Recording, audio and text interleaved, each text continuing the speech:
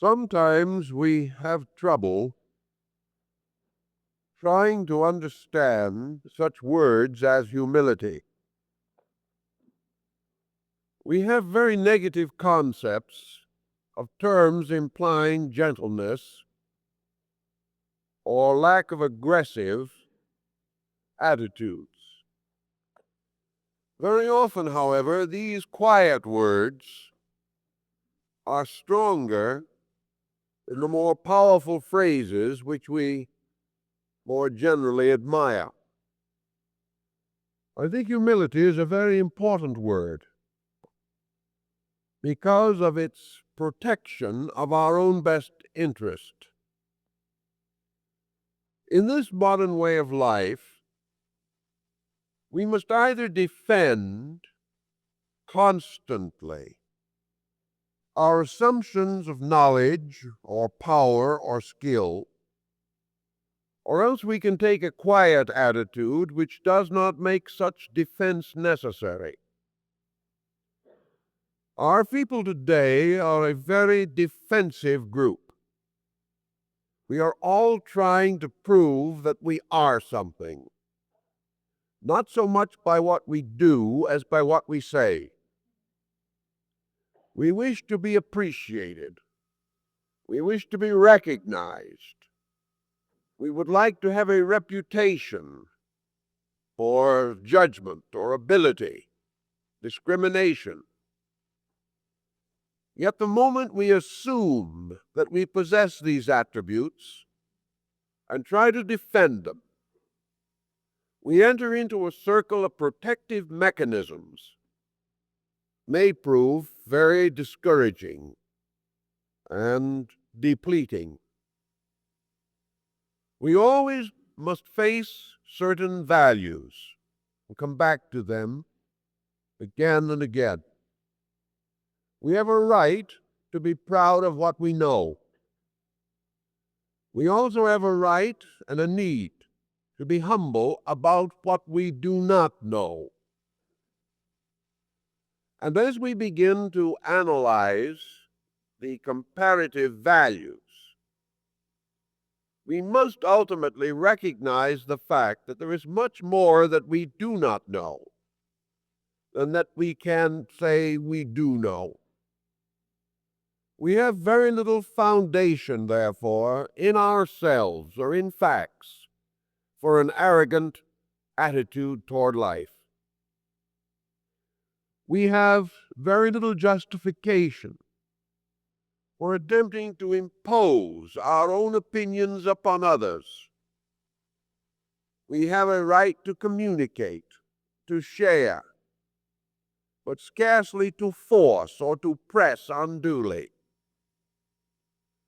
If, therefore, we take an attitude of gentleness, recognizing the weakness of our own position, we are frequently saved a great deal of embarrassment and taken off of the defensive, a position that is not good for us. Humility is not a synonym of weakness. It is a consequence of self-recognition of the inevitable deficiencies of personal knowledge, or personal understanding, or personal attainment. It is not wrong for us to admit that we are wrong. It is far worse as a habit to try to press forward with wrongness, because when we so act, we only further reveal our own ineptitudes and perhaps even convince ourselves of the rightness of our own mistaken attitudes. The person who is always right is nearly always in trouble. We are simply not that well informed. And while we are always right, we are in such a defensive position that we can seldom learn. The person who lacks humility is a bad student. He is so sure of so many things that he is not receptive to self-improvement. As a result of not being receptive, the true foundations of knowledge within himself are not strengthened. The person who lacks humility also bears testimony to lack of self-discipline. And in this modern world in which we live, we are falling upon evil times. We are gradually removing from society and family the power and right to discipline. And in this situation, only one course remains. Because man must be disciplined. Either he must be disciplined by others, or he must be self-disciplined. Where both of these procedures fail, we are in serious trouble. We cannot live a socialized existence unless we impose upon ourselves certain patterns and policies of conduct. The person who has a natural gentleness or a natural humility will recognize his own faults and impose discipline upon himself. One of a more arrogant mind will not do so, and as a result is much more inclined to an undisciplined and antisocial existence. Now, there is an egoism in us that resents, in some cases, an attitude of modesty.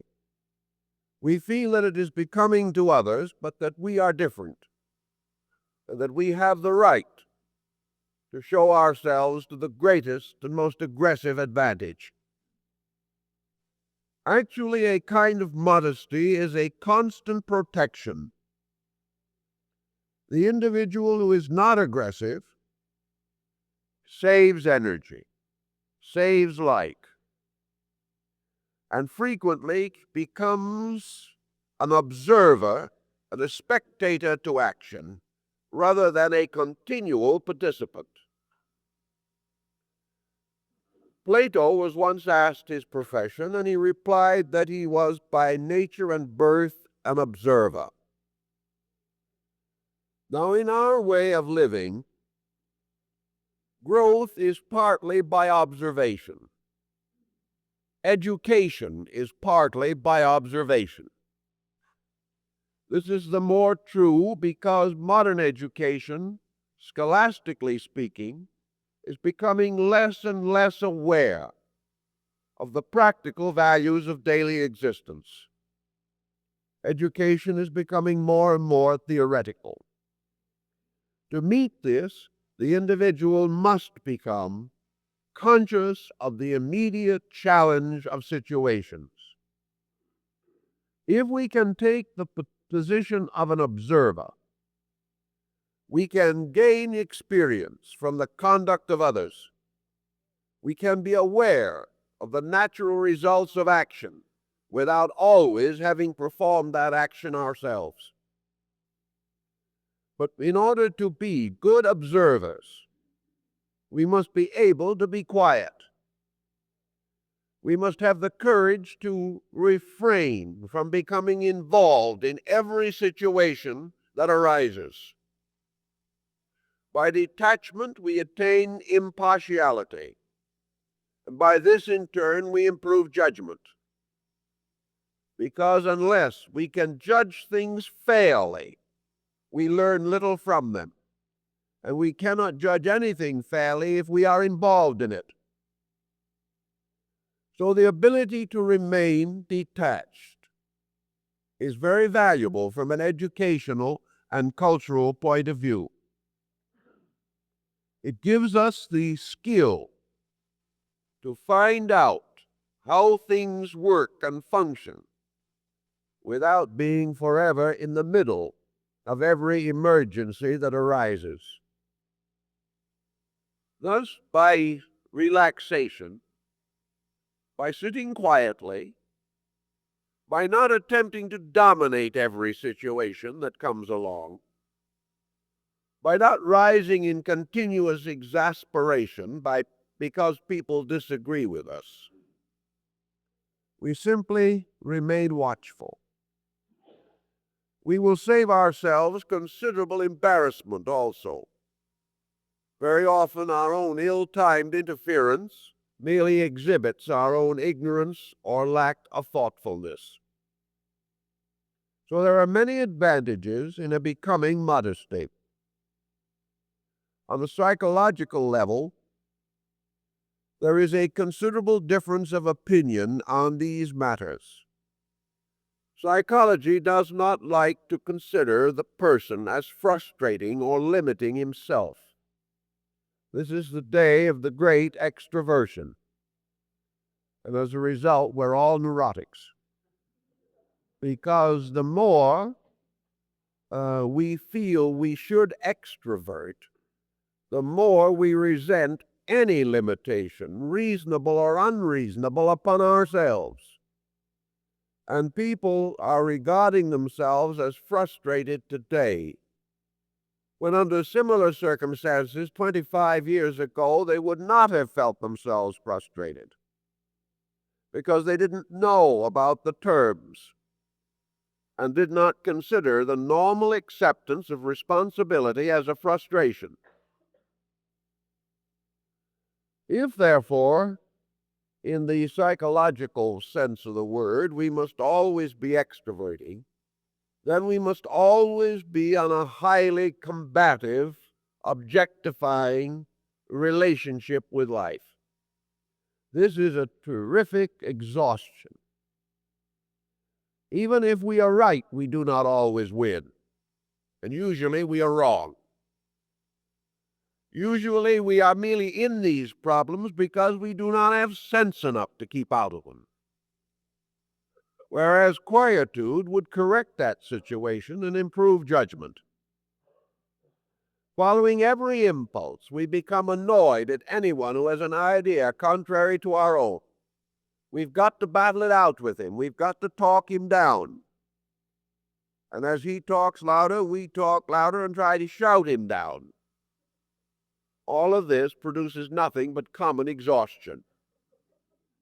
Nobody wins, because each person goes back to his own position quite convinced that he is right. And the audience, whatever it may be, probably gains only the impression that all knowledge leads to argument, which is bad taste. No one is really any the better. To win by shouting is no victory. Consequently, our entire relationship is too aggressive, too objective, too egocentric to support the better aspects of our own nature. Actually, we are here to grow and to learn. We learn more by taking a receptive attitude toward life than by attempting constantly to force our own purposes upon life. Man today is creating a very difficult kind of world simply because he is demanding the right to make this world what he wants it to be. It has never occurred to him that his own selection could be wrong, that the kind of world that he is creating is a world fashioned by his own ignorance, and that he can never, by continuing his present process, achieve any of the better ends which he desires. And it is the same with personal conduct. The individual is not here merely to impose his own authority upon others. He is here to discover, if possible, the values which he knows he needs, and which he must discover whether he wishes to or not. Humility has been advised and recommended by nearly all of the great religious philosophies of the world. Religion has always emphasized a gentle way of life, a non-combative, non-argumentative approach to value. Today we are inclined to assume that this represents some kind of weakness. We do not feel that in a world where we are all created free and equal, that we should be expected to toady to anybody. As long, of course, as we regard humility as toadying to something or someone, we have totally missed the meaning of the word. Humility is not a groveling state of condition. It is simply the natural attitude of a person who knows enough to know what he doesn't know. It is a situation in which our own internal realization censors an excessive attitude and brings us to a moderate position. While man is self-centered and egocentric, he can be very proud, very strong, and very aggressive. The moment he is thoughtful, he becomes less aggressive. The moment he begins to recognize the greatness of life and the insignificance of himself, he begins to get oriented in this world. Now, against this orientation is this collective psychic impression that we have today that the world is just waiting for us to move it. That anything we want to do, we can do. And that it is up to us to make the world into the fulfillment of our own desire. This might seem to be true, but the truth of the matter is that it is up to us to have the right desire in the first place, and that we do not have. And until we determine more accurately what kind of a world we ought to live in, it is not wise for us merely to exercise force, trying to make activity without purpose or reason or understanding or enlightenment. In religion, therefore, there is a certain renunciation of ego, which is perhaps the beginning of true humility. Humility begins in the relationship of the individual to the infinite. He cannot be dominant in this relationship. He cannot stand and overwhelm his universe with his own personality.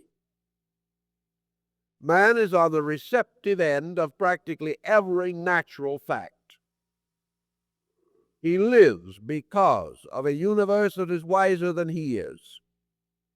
He survives upon the bounty of laws. He is not able to control these laws. He cannot create them. But he enjoys that benevolent action upon himself. He is supplied by an infinite diversity of resources available to him in nature. He does not create these resources. He merely is able to use them and adapt them to his own needs.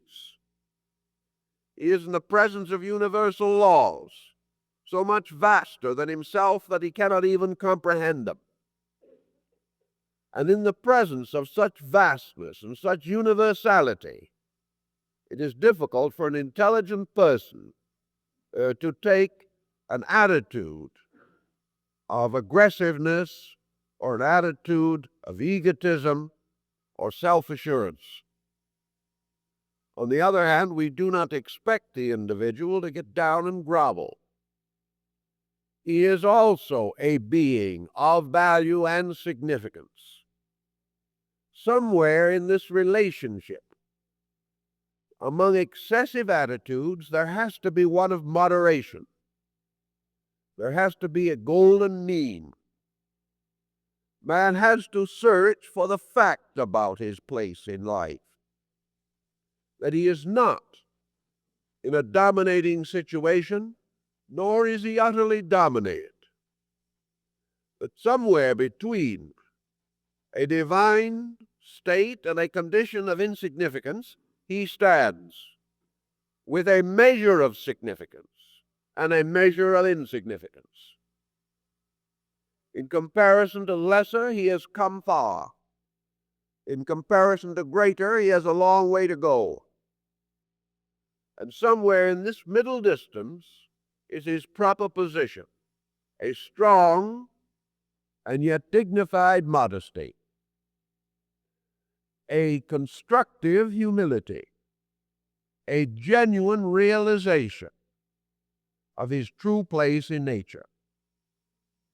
Until man finds his true place, he cannot accomplish his proper adjustment with life. And we are all of us in varying degrees of adjustment or in varying degrees of lack of adjustment. In this world, it is quite possible that some shall accomplish a considerable amount in a particular field. We have outstanding scientists and philosophers and scholars. We have artists and musicians, craftsmen. These persons have a right to be proud of their attainments, and they naturally receive the applause of their fellow men. Man seemingly is perfectly willing to applaud achievement. And while some may be jealous, the majority is always ready to give its approbation for outstanding accomplishment. But the individual who has achieved in something is in a particularly perilous situation. He is apt to overlook the fact that there are so many things he has not achieved. In accepting applause and approbation, he may lose sight of his own weaknesses or fail to recognize the level upon which this applause has been given. Today we have quite a good deal of this type of situation where we find unusual rewards, publicity, recognition, honor bestowed upon persons whose accomplishments, while interesting and maybe meritorious, are not sufficiently outstanding to justify the adulation which they receive. It's quite possible that a good baseball player is an admirable person, but he is scarcely a proper object of universal veneration. The same may be true of a prize fighter or a jazz musician. He may have a very charming personality, but he could not and should not be elevated to the level of a public hero. He is not sufficiently endowed to maintain with dignity too great a degree of exaltation. Yet today we have a tendency to overdo our approbation of things not necessarily valuable, and to completely ignore that which is valuable and that which is necessary. If we thus spoil people, if we give them too much recognition for too little, we place them in an embarrassing and dangerous situation. We reduce their natural inclination to further improve themselves. If therefore adulation is poorly given, it simply means that we are rewarding unduly where the achievement does not properly justify such a reward. And when our friends reward us unduly, when they come to us for advice on something, or they say that we are quite helpful in this respect or in that respect, we have to be careful. For almost certainly, we are going to begin to overestimate ourselves. Having done one thing well, we regard ourselves as infallible. And if we do two things well, we become practically untouchable. Out of a fair degree of common sense, we can, by adulation, be completely blinded to every limitation that we have.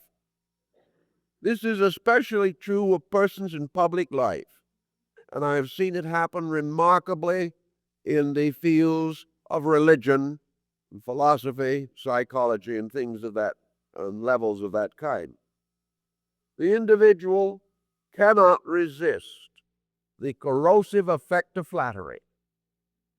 He so desires to be considered superior that he clings desperately to adulation that is not justified.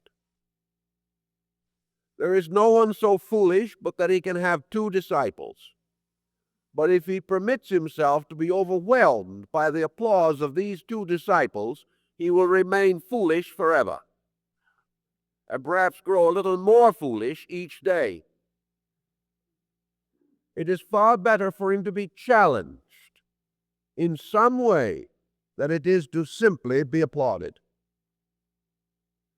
The only defense that the average person has against the approbation of others is his own recognition of his own limitation. If he is totally honest within himself, he will know to what degree he merits the applause of others and to what degree this applause is falsely given. But it is human nature for us to lose sight of our own limitations. And if enough people approve of us, we regard this as final proof that they are right. After we once become thus dominated by the sense of our own importance, actually life begins to lose most of its happiness, its value, its serenity for us. Out of our own sense of importance, we become self-appointed guardians of something. Sometimes we become self-appointed guardians of the whole universe. If we are more modest than that, perhaps we only become self-appointed guardians of families, or friends, or social circles. But certainly we overemphasize our own abilities of leadership. Very soon others object, because they also would like to be guardians of something. And the battle of the guardians sets in. Friends no longer speak to each other. Families are broken up. Communities are torn apart. And human relationship, which should be a mutual effort at self-improvement, becomes a mutual program of tearing each other down. Each person trying desperately to maintain his own superiority, not by his conduct, but by argument. All these pressures are too destructive. They cost too much in terms of energy, especially in times like this, in which energy is at a premium. So in place of these attitudes, the one of rather simple acceptances is far less glamorous, perhaps, but more substantial. Actually, we are not here in this world to prove that we can run other people. We are here to prove that we can control and direct our own conduct. And I have watched very closely, and I have noted the lives of persons who really have accomplished a great deal in a serious kind of work. Nearly every person who is really outstanding in achievement has been a modest person, and usually far more willing to listen than to speak. In a meeting of celebrities, the truly outstanding one is usually the quietest one. Not only is he quiet by inclination, but because if he is earnestly a seeker after knowledge, he finds he knows more and learns more by keeping quiet. He is not trying to be modest. He simply has no inclination to be otherwise. False modesty is as unbecoming as arrogance.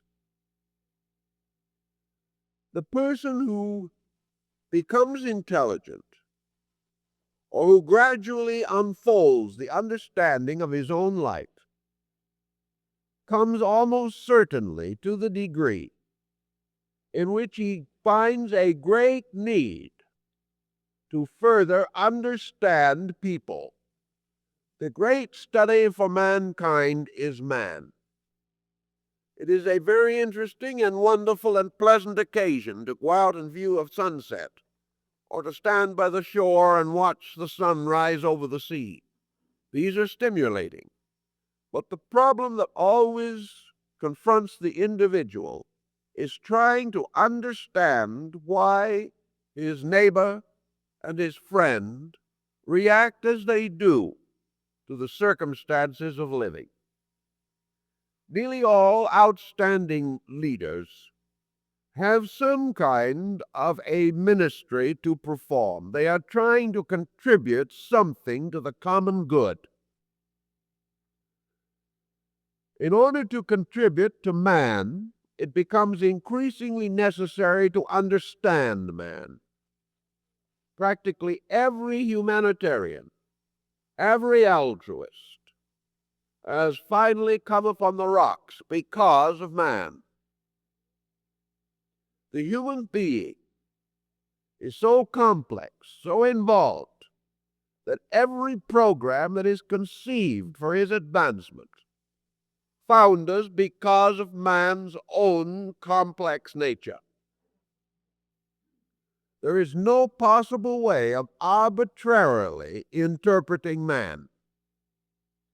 There's no way of creating a diagrammatic man. There's no way of saying this is true of man collectively. The moment we assume a collective attitude, in that moment we come across countless exceptions. We say that the human being wants to be better. We affirm this is true. And then we find individuals, and we come to realize that as far as their conscious actions are concerned, they do not want to become better. All they really want to do is to do what they please. So we take and impose upon man countless altruistic, idealistic motivations. We know they're there somewhere. We know that if we could examine 100 million people, a large percentage of these people would have those attitudes. But when we come face to face with a person, we cannot be sure whether he is one of those with those attitudes or not. Usually he is not. So the great problem always is to learn more about people. What we think of them is not as important as to find out what they are. No matter how often we impose our own definition upon someone else, we have achieved nothing, because that person still remains himself. Our big problem is to find out what that self is. We will never find that out by telling him. We must find it out by letting him tell us. Now, there's no use to ask him for a definition. He immediately will be placed upon the defensive, and he will proceed to outline every theoretical virtue that he possesses, claim to believe them, and then act in the contrary way. What we have to do is watch him when he does not know he is being watched. We have to sit back and study him. Not because we want to take him to pieces, but because we would like to put him together again. He is taking himself to pieces. So we have the privilege of becoming informed by watchful observation. We see how he reacts. If he's going to have an argument, we will let him have it with someone else. We will watch them both. Not because we want to criticize, not because we want to find out which one is right. Chances are they're both wrong. What we want to find out is why the human being acts as he does, how we may expect him to react to certain pressures. We want to find the way of getting facts to him with the least possible resistance on his own part. We want to encourage him to get the facts out of himself with the least hindrance on our part. In other words, we want to help that person to be better. The only way we can help him is to understand him.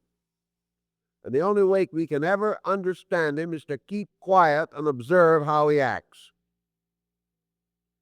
Thus, by keeping quiet, keeping out of the argument, we not only succeed in not making enemies, but we also begin to understand human beings better. If we have had a reasonably quiet life, it may be by habit. We can enter into any throng of persons, and while socially acceptable, we can keep a relaxed and somewhat detached attitude toward all these persons. We will, over the course of a lifetime, get rid of a number of illusions that people have who have never been able to keep quiet and study anything. We will then discover that one of the reasons why leaders get into trouble is because they really have never taken the time to understand the people who are following them. They have never kept quiet. They have created imaginary worlds around them. They have decided what people are like. They have bestowed upon persons around them both virtues and vices, so exaggerated that there is little resemblance to reality. And because we then simply serve others according to our own opinions, the service is a failure. If, on the other hand, we studied, observed, watched, we would find out what other people are like and save ourselves many a broken heart. In order to do these things, in order to really understand life, then, we have to become receptive. And we cannot be receptive if we are forever aggressive.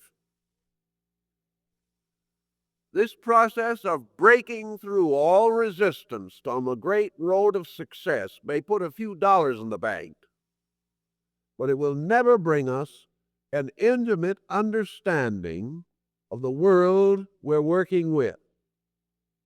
It will never bring us an intimate understanding of our own families or of the immediate needs toward which we might like to dedicate our altruism. The same way with creeds and religions. Most persons who have religious prejudices have simply no knowledge, actually, of the thing against which they are holding a prejudice. They are merely attacking their own thought form. They are merely objecting to something that they themselves have created. All these procedures are due to a militant attitude, an overestimation of self. And as time goes on, we can see how this gradually leads to every kind of misfortune. Out of false values come the great disappointments of life. We believed someone. We have dedicated ourselves to trying to help that person. We have sacrificed. We have given. We have labored. We have gone without. And all we ever got was ingratitude. It is a very unhappy, terrible thing. But if we had kept quiet in the first place and studied that other person, we would have known that ingratitude was all we could ever get by the procedure we were following. We could have saved ourselves this tremendous disappointment and disillusionment. We would have found out that the thing we were doing could never produce any other result. But instead of that, we built an imaginary friend with virtues and characteristics they never possessed. We expected them to appreciate when, had we studied them, we would have found out they could not. So having built a false person and sacrificed our lives for that false concept, we then blame the real person whom we have never understood. We consider that they have failed us, when in reality we are merely the victims of our own bad judgment. Also, had we recognized the facts, we might have changed our course of helpfulness, been truly helpful, and have gained the respect and recognition of this other person. But with our own mind locked on a formula of our own, and perfectly certain we knew enough to know what we were doing, we started out and did everything wrong from the beginning. Having gone along in this way until this error has become a dominant element in our entire personal conduct, we are no longer able to get out of it. We become a hopeless victim of our own bad judgment. Therefore, humility not only helps us to judge the value in ourselves, but it helps us to escape false values in others. Humility does not deny value in another person.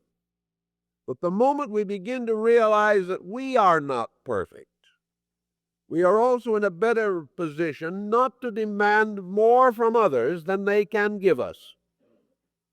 And one of the great sorrows of life is always disillusionment, the failure of the other person to live up to our expectancy.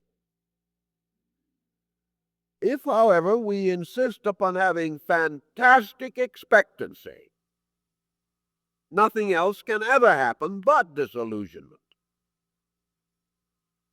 If we analyze that other person thoughtfully, we would not expect the impossible, but would discover perhaps the very deep and real charm of the possible.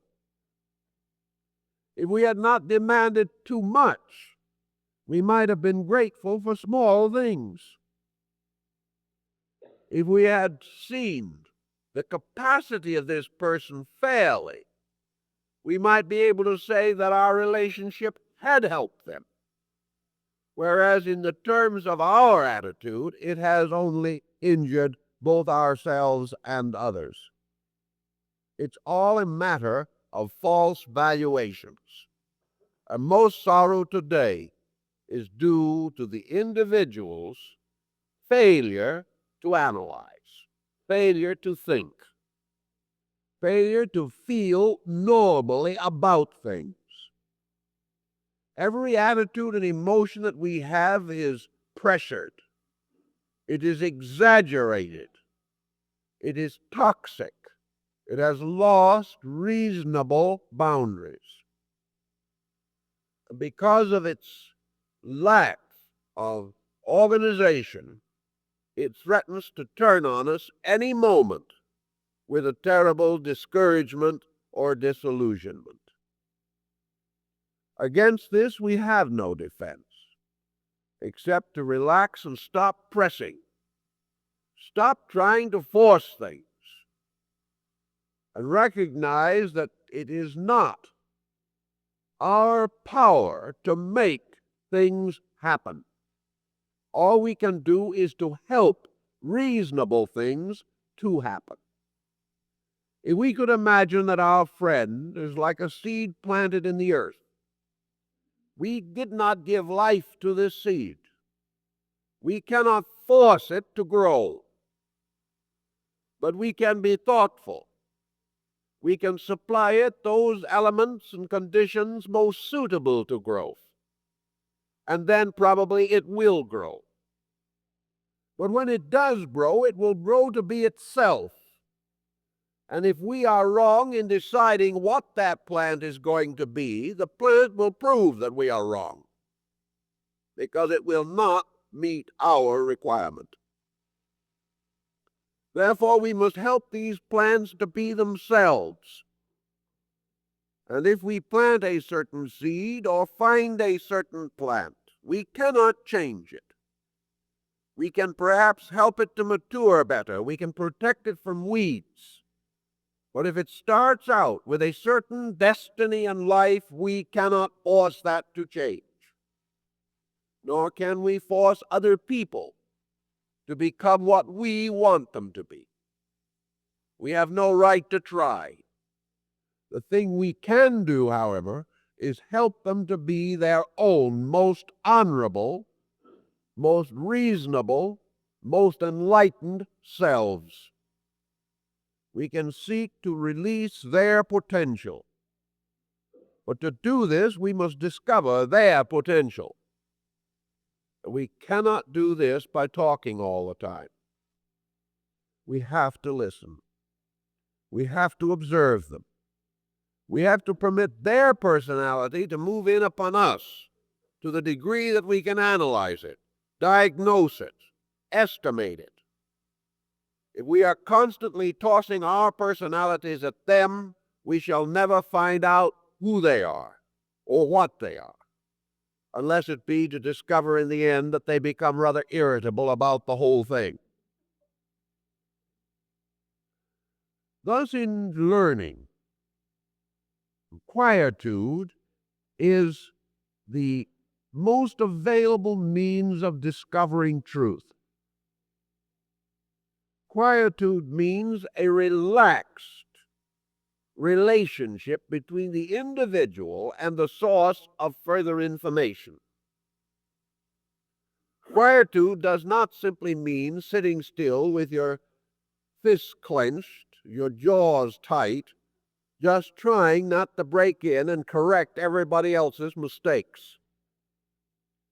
Relaxation is this quietude by means of which we are not just interested in mistakes, and we're not quite so sure we could cure them all.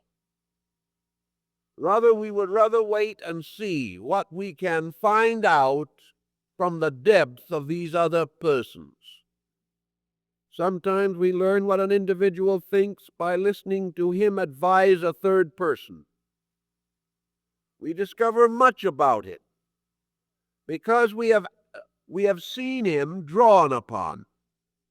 To find out what other people really have to offer, we must draw upon those persons. We discover tremendous depths when others need us. We find that perhaps our advice and our understanding is fuller than we have ever suspected when someone else needs us. If, however, that other person comes and begins to tell us what they think, this experience of depth will never come in ourselves.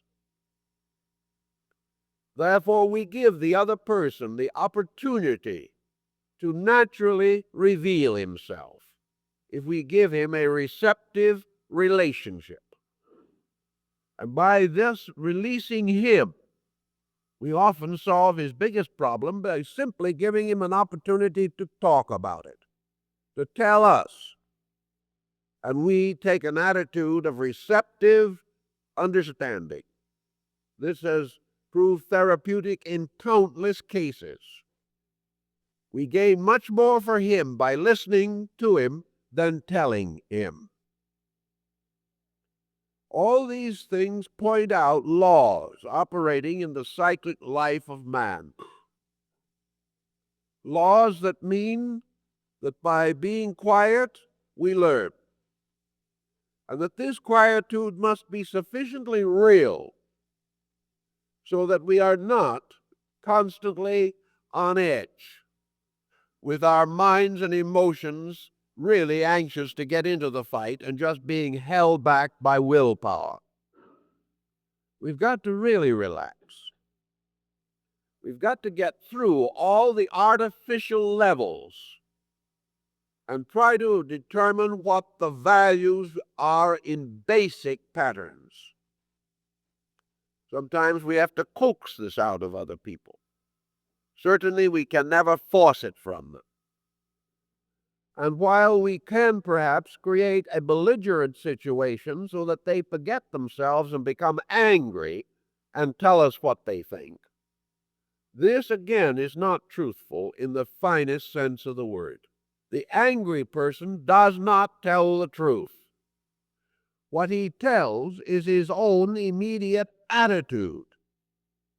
He will not dissemble how he feels. He will not say he likes you when he is angry at you. He will tell you what he thinks and what he feels at the moment. But these things are not truth, because they rise from a pressured state of himself and may be completely contrary to his own attitudes when he is relaxed. Same is true of ourselves. Anything we do under pressure is not the expression of our truest, deepest truth nature. We have to dig into this and get beneath these pressures. Now, a person who is humble will say, is he going to be turned into a doormat by other people? Are we going to walk on his rights and privileges? Are we going to ignore him? Are we going to leave him far behind in the way of life? Is he going to suffer and be variously deprived of his rights because he doesn't want to get up all the time and fight for something? Most people are not fighting for their rights in the first place. They're fighting to defend their wrongs. The average person must recognize what philosophy taught in the beginning, namely that truth requires no defense and error can never be successfully defended. Where we have to get up and fight for things, those things themselves are not understood or essentially true in ourselves. It is perfectly possible for the individual to be humble, to be quiet, and still be strong. He is not a doormat. He may not be willing to become involved in an argument. He may refrain and hold the right to keep his own counsel, but this does not mean that he has no counsel. It means that he does not wish to waste energy and life fighting on issues which will never be clarified by conflict, now or any other time. Consequently, if the person who is quiet has strength within himself, this strength will not be lost, nor will he be ready to be imposed upon. Because he keeps his own counsel, he has a perfect right to his own conviction, particularly as he has so trained himself that this conviction is of no injury to anyone else. He need not apologize, nor back down, because he keeps his own counsel. He simply does not intend to go around wasting time and energy arguing about imponderables that will never be solved by any form of argument. Gradually, I've observed that these quieter persons are not regarded as weak. Depending. Sometimes, of course, the individual is only quiet because he is weak. He says nothing because he is speechless. Well, of course, this is not a valuable state of existence. But where the person has control, has self-discipline, he is stronger than anyone who lacks it. And self-discipline may impel him to exercise self-control. The American people lacking discipline would do well to cultivate some of it and reveal this cultivation through their ability to keep out of situations that are profitless. In religious mysticism and so on, in all these fields, it has been demonstrated from the beginning that humility is an absolutely important mystical attainment. Because humility seemingly creates a kind of internal receptivity by means of which, of spiritual value, descending from the internal life of things, becomes knowable and can be experienced by the individual. Any individual who is aggressive in his relationship to his own internal life cannot have this rapport with spiritual value. Aggressiveness is a motion outward. Aggressiveness has some recognition and some reward in the outward life of man. But the journey inward is always a journey to quietude, to peace, to calmness, to acceptances. Man may defy the world, but he must accept God. Man may go out belligerently to conquer outward circumstances, but he can never conquer internals by an aggressive procedure. Actually, he must always be conquered by internals. For that which is behind and within is greater than that which is upon the surface. The surface cannot conquer it. It must be permitted to conquer surfaces by its own depths and give us, therefore, a balanced and complete orientation. In all religion, unworldliness, detachment from things, detachment from pride, arrogance, a humble relationship toward situations, all this has been advocated, as in the case of Zen in Japan and China. Many of these old monks are said to have attained great length of life, and their formula has been a very simple one: mind your own business. Well, that depends on what your own business is. Mind your own business in this case means stop interfering with other people. To interfere with another person is to cause him to do something that he does not want to do. It may cause him, or you may hope you will cause him, not to do something that he should not do. But also, this is a questionable virtue. It may well be that his own total spiritual need requires that he should make a profound mistake at that moment. Prevent him from making it, and you have prevented him from growing. You have frustrated the need, because every time we force an attitude upon another person, we are depriving him of the right of earning it. So the Zen monk, by minding your own business, takes the simple attitude that he is available to the person who needs him, who wants him, who values him. Or he may come along behind with a basket to pick up the scraps of the mistakes we make. Help us in those moments in which we suddenly realize our errors and become modest, at least for a few seconds. But do not interfere.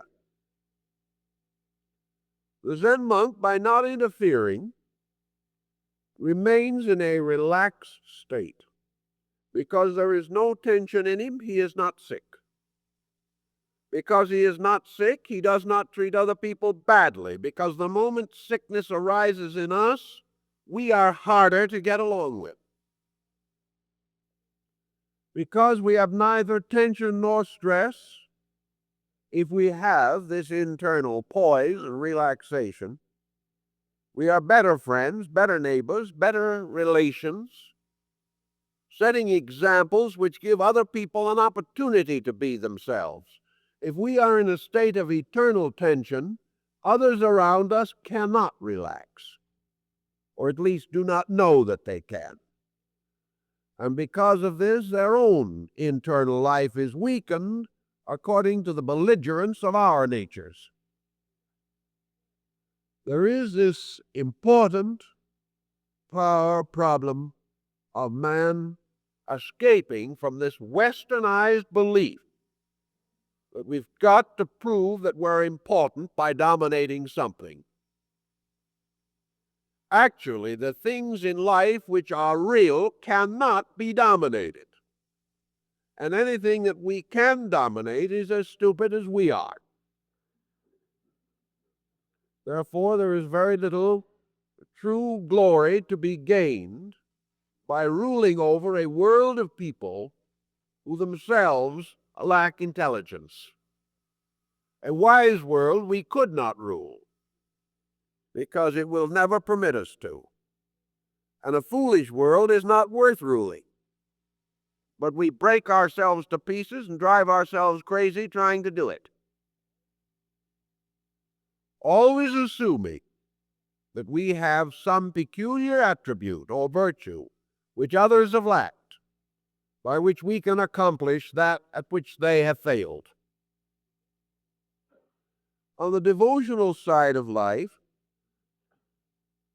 modesty or humility opens a deep and wonderful rapport between ourselves and everything internally valuable. Aggressiveness is a brittleness which cannot be truly friendly, truly kind, truly beautiful, and truly good. Actually, everything that we do should be motivated by value. And the only value that we can really find is the value that comes through to us out of the quietude of our own consciousness. We should be moved from the total internal of ourselves. That is, our conduct, particularly when we wish to be humanitarian or idealistic or philanthropic. All these qualities should be moved from the richness, the fullness of our total capacity. To move from total capacity means that every internal available value must be within our reach. We must be doing what we are doing from the highest level of motivation that we know. All ulterior motive should be clearly kept out of the situation. And in order to standardize what virtue we do possess, in order to call upon the full resource of our internal, we must do so while our inner life is in the condition to testify most completely. This means that we must move from an absolute quietude inside of ourselves. The moment we are agitated for woe or weal, value is lost. The moment we become tense, we become untruthful. We cannot help it. We are not able to use our full availability if we interfere with it. And the moment self-purpose and self-will manifest, universal purpose and divine will cease to operate. If then a good deed is to be done, it must be done from the goodness in us. We must try to understand and become so impersonal and so impartial that that good deed is totally honest. If it is as totally honest as we can make it, truly so, it is not common for this good deed to cause a tragedy. We are not likely to be hurt by a good deed that is truly arising from the total virtue of ourselves.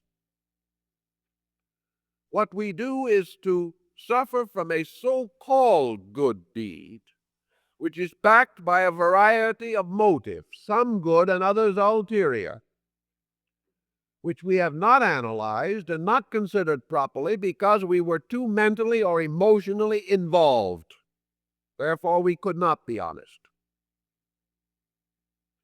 To keep this ulterior motive out of it, we have to be in a condition to constantly examine ourselves. When we turn in for such examination, we become defensive. The individual does not want his motives to be that carefully analyzed because he's not sure of them himself. In fact, he is pretty sure that there are some very ulterior ones locked in there somewhere. But he justifies them on the grounds that other people have them too. That it's fine for him to do a good deed, but it is also very good for him to be rewarded for it, especially if the reward is a little more than his own virtue. That is profit. And after all, we are entitled to 6% on any investment. By the time we get through analyzing the motive behind our good deed, it can be as involved and complicated as our Christmas present, which we wait till the very last moment to send in the hope we'll get the gift the other person is going to send us first so we can figure out whether it balances economically. We don't want to take a chance on giving more than we get. Now, all these ulterior motives are instinctive. We don't realize them. This one we might. It's pretty obvious if we thought a little. But there are all kinds of deep ones. Why should not our children do this and that? Look what we've done for them. Have we not a right to be unhappy when they neglect us? Have we not a right to feel that we are entitled to consideration when we have given it? And so with our rights and our wrongs, we get all locked into things. And by the time we're through with trying to find out what is just, what is right, what is equitable, all the beauty's gone. And what was beautiful might have also been a very important basic question, but we never got around to that. What the individual has to ultimately learn is that the great reward for everything that he does is the simple fact that he does it. And that when he gives expression to the most unselfish of his own attitudes, he is doing himself the greatest possible favor. What other people do about it is not important. The important thing is his own motive in doing it. Unless he is quiet, how will he ever find out what his motive was? Because his thoughts and his emotions will talk him in and out of motives so rapidly that he will never be able to evaluate them. When his emotions tell him he's been wronged, what is right no longer appears in the picture anywhere. When his mind tells him that he has been tricked or deceived, value is lost. He becomes an instrument of revenge. He becomes an instrument of returning ill for ill, and feels perfectly justified in doing so. he has not the capacity to accept these things into his consciousness, pass them through his own consciousness, and transmute them again. It is only in quietude that man can transmute the things that are done to him and gain a new insight into value. It is not to toss these things back. That is what causes war. War is nothing but an individual or group of individuals taking a bad deed and tossing it back and forth among themselves forever. And each time it is tossed, there are further hatreds, there are further animosities, and the great tradition of destruction is lengthened and deepened. The individual who is receptive and quiet can accept a great deal of tension and stress into himself, transform it, let it die there, so that it never comes to life again. He therefore can end situations, whereas if he has no quietude in himself, he merely perpetuates them. In all our relationships, therefore, we are told from our sacred writings, from such wonderful sermons as the Sermon on the Mount, and the first great discourse of Buddha, and Muhammad's sermon at Mecca, we are told in all of these great works the tremendous importance of being humble, of being quiet, of being gentle, of accepting into ourselves, of returning good for evil. And yet, as we go on through life, we begin to question the validity of these scriptural admonitions. We see what seems to be a world in which the living of a quiet, gentle life is almost impossible. We seem to recognize that the tremendous competition of the times means that we have to become aggressive, unpleasant people. Actually, this is not true at all. The only reason why we are aggressive and unpleasant is because we have not yet overcome these qualities. They have been ours from the beginning. We never get over them until we do something about them. But like most weaknesses of character, it is easier, apparently, to perpetuate them than to correct them.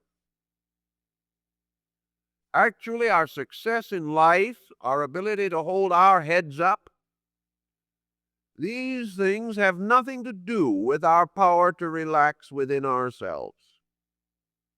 We have about 10,000 years of at least sketchy history to look back over.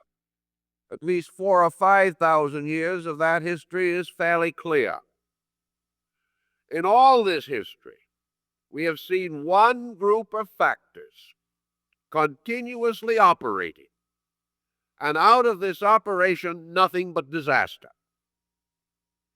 We have seen human beings hating from the beginning of history, and the only thing this hate has ever produced is destruction. We have seen valiant individuals, a few, standing up and reminding man that he cannot afford to hate. We have rewarded those individuals with death and misery, but we have never proved them to be wrong. And wherever we have practiced their recommendation, life has become better. Yet in spite of this, we continue to encourage the negatives, we continue to sow the dragon's teeth, and we continue to raise a harvest of warriors. We have not accepted the evidence of history or the experience of our race. We have continued on our own negative course. Yet the fact that we continue does not make it right, and the individual of today will gain no more comfort out of it than the days that were gone by found comfort or understanding in similar procedures. It has nothing to do with our security. Lack of humility contributes to our insecurity because it causes us to live alone on the surface of our own lives, the weakest place we can live. It cuts away from us every internal resource because we have become self-satisfied and self-sufficient when nothing in nature is truly self-sufficient. All things for their sufficiency depend upon value greater than themselves. A man recognizing value and relaxing to it has this value available to him to use. But as long as he thinks he is sufficient to his own needs, he denies this larger value and locks his consciousness against it. He does not become strong by denying value, but by learning to obey it. For that reason, every religion has placed upon man some concept of discipline. And discipline in most cases is obedience. And obedience is a kind of humility, which we resent. We do not want to obey anything, but we must obey something. If we do not obey the laws of the universe, we must obey the moral and ethical principles of our own convictions. We must obey. For in lawlessness, we create only strife and discord. Through relaxation, through quietude, through the gradual acceptance of the importance of universals, obedience becomes not a problem, not a burden, not a frustration, but a simple form of worship. Therefore, humility is worship. Humility is the individual knowing that which is superior and acknowledging it graciously, acknowledging it as the child acknowledges the greater strength or power of parent, not actually, grudgingly, not because we cannot deny this greater strength, but because it is part of a natural value. We enjoy it, we share it together, and there is no real conflict between the strength of the parent and the need of the child. The moment that conflict enters, it is artificial. But we are all dependent upon one life, one eternal value, and to this all knees must bend, and we must accept it. And the rich life is a life of rich acceptances, of gracious receivings. And even in this, in our daily living, we find our weakness.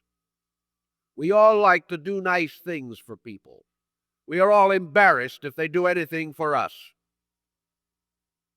Thus, we are not gracious in our receiving, because it seems to indicate that we are weak when others serve us.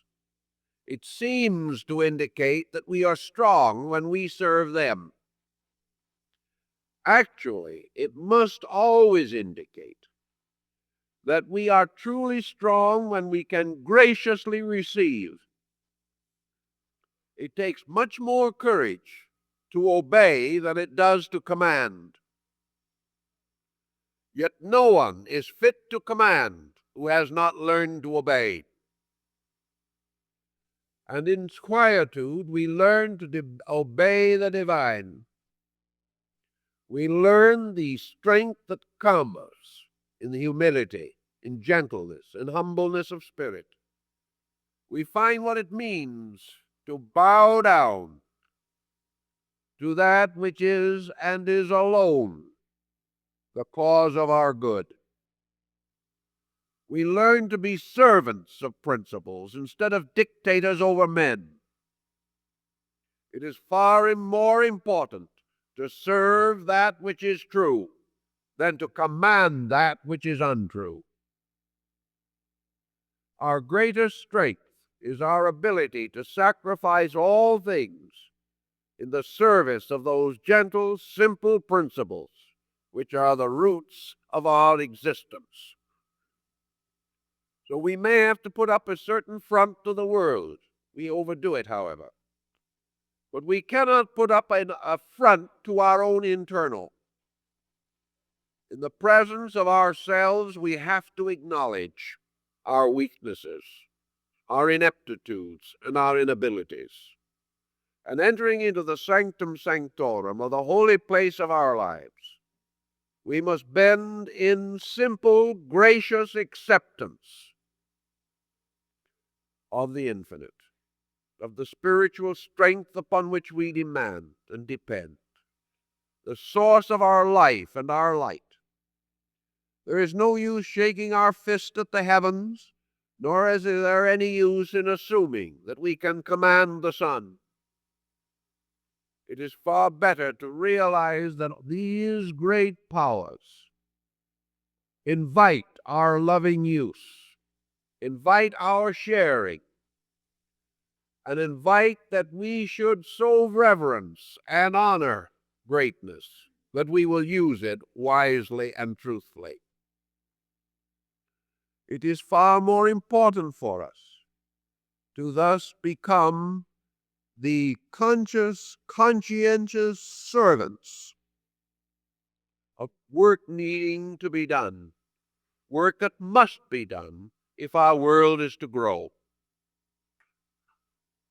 Perhaps we have not defined humility as some people would think of it, because the term essentially is a religious term. We say a person is of humble station.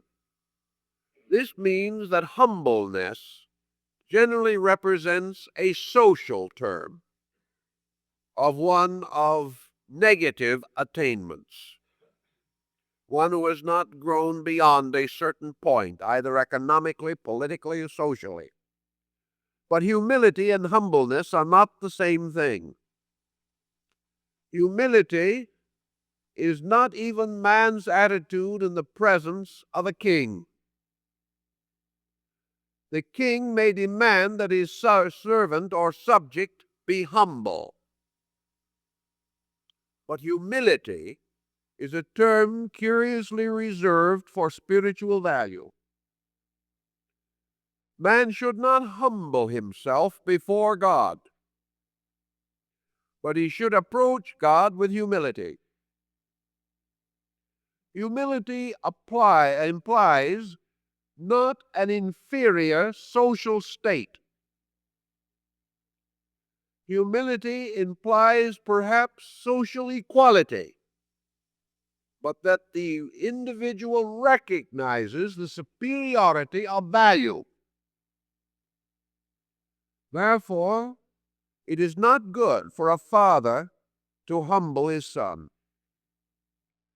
But it is good that man should with humility approach truth, because now he is approaching value, and he is admitting that he does not possess this value, or he would not need it, that in some way he must be on the receiving end of value,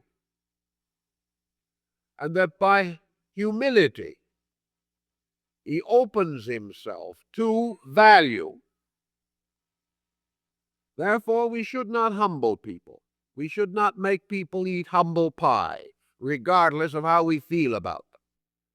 For humbleness, if forced upon man, is just as bad as arrogance. We do, however, seek that the individual shall attain for himself, not because it is forced upon him by another, but shall attain for himself humility toward value. Thus, humility is again no longer something forced upon us, but a voluntary recognition of the superiority of things greater than ourselves. And this greatness must be in terms of value, not in terms of prestige or worldly goods. or wealth or authority, but greatness in terms of spiritual moral content. Thus, perhaps, we can have humility in the presence of a good person, but we can only be humble in the presence of a strong person. Thus, before the dictator, we must humble ourselves. But only before truth can we attain a self-determined humility. A humility that tells us what our proper etiquette is in the presence of that which is true. Because it is only by this receptivity that we open ourselves to share this greater thing. The person who is humble simply bends to inevitables. He is a slave. But humility opens us to become like that which is good. Humility is a statement of need, therefore, not a statement of servitude. The individual who has humility is acknowledging that he needs, and the thing that he always must need is the presence of God. Therefore, he in his humbleness may only be accepting eye service from a tyrant, but in his humility he is admitting that he needs the presence of truth, and that he acknowledges this need, and in acknowledging opens himself to receive. So humility is opening oneself to receive that which is superior, where humbleness is only accepting the lashes of despotism. So no man need to be humble in that sense of the word. But humility is man's worship of that which is better than himself, more abundant, more perfect, wiser. And in this very humility is his own statement that he wishes to be like this better thing. Therefore, he is open to its instruction. He is open to its impact. He is open to its value in himself. And therefore he has said that between truth and himself there shall exist a state of peace. He has declared peace with that which is truly greater. He will no longer compete. He will no longer struggle, but will accept, and accept with gratitude. Thus, this type of humility nearly always presages the mystical experience. It is present in those in whose lives a great and beautiful extension of consciousness is likely. For it is in this simple acceptance of the virtue and power of the greater good that the individual, opening himself totally, receives totally. And being filled with this totality, suddenly discovers the tremendous dynamic of his own humility. For the more of deity is present in man, the less arrogant that man is. You would think that the person who has had a great mystical experience and an impact of tremendous spiritual consciousness would then perhaps have the true right to be a little arrogant, a true right to feel superiority. But this is never the case. It is present only where the experience is false. Whereas man receives the real and true impact of universal upon himself, his humbleness perhaps is changed, but his humility is deepened. He becomes ever more aware of the total sublimity of things. he becomes more completely certain that he is indeed the pen in the hand of the ready writer. His magnificent recognition of the sublime value of existence deepens, and he becomes more and more totally aware of how little he is in comparison to the vastness of the good, the beauty, and the truth which he has come to apperceive. So the true mystical experience leaves those who have it with a strange and continuous humility, a humility that is not false, a humility now that is so full of gratitude that the individual can never be proud because he is forever grateful. And out of these gentler emotions come the values and virtues which help us on our way to a fuller experience of truth as eternal strength. Strength because it makes us forever patient, gives us forever humility, and crowns our life with eternal gratitude. In these values there is a strength which is sufficient at all times and for all things. Well, time is up.